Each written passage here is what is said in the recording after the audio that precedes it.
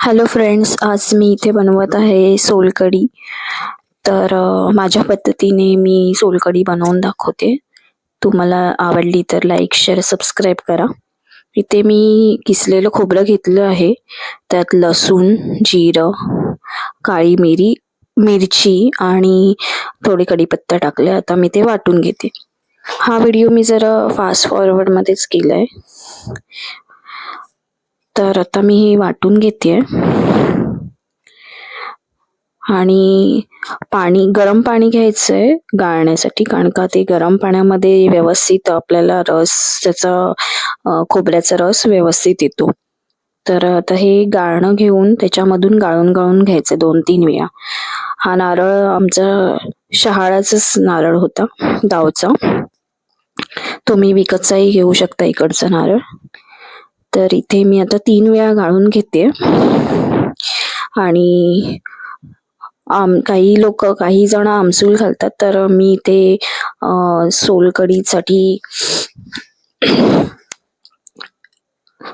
रस घेतलेला आहे. ते इथे मी आता गाळून घेते. आणि हा कोकम रस मी गावूनच आणलेला, तो मी इथे बाजूला काढून ठेवलाय. तो आधी रस काढून घेऊन नंतर त्यामध्ये कोकम रस म्हणजे आंबट आगळ त्यात मी टाकेन थोड्या वेळाने. तर आधी मी 3-4 वेळा रस इथे काढून घेते. तुम्ही कशा पद्धतीने बनवता सोलकढी ते कमेंट करून सांगा मला. तर मी अशा पद्धतीने करते. तर ही सोलकढी खूप पचनामध्ये खूप चांगली असते पचनाला. फक्त सर्दी खोकला असेल तर कमी प्या. आणि नॉनव्हेज च्या दिवशी तर बनवलीच गेली पाहिजे, त्यामुळे जेवण एकदम व्यवस्थित पचलं जातं. शरीराला खूप चांगली असते. पित्त असेल तरीही चांगलं आहे, पित्त ज्या लोकांना असतं. तर ही कोकणी मालवणी पद्धतीने मी बनवते.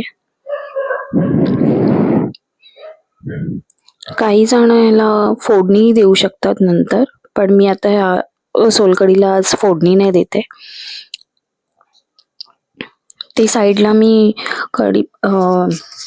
कोथिंबीर चिरून ठेवलेली आहे. तर मी एका बाउलमध्ये हा रस काढला आणि हे आगळ ह्यामध्ये मिक्स करून घेते. तुम्हाला ज्या प्रमाणात आंबट हवं आहे त्या प्रमाणात तुम्ही आगळाचा रस टाकू शकता. ते मी कोथिंबीर, मिरची चवीसाठी टाकते. तुम्हाला जर कोथिंबीर नाही आवडत असेल तर नाही टाकली तरी चालेल. ही इथे आता रेडी आहे सोलकढी. पचायला खूप चांगली आहे शरीराला. तुम्ही बनवा आणि कमेंट करून सांगा मला.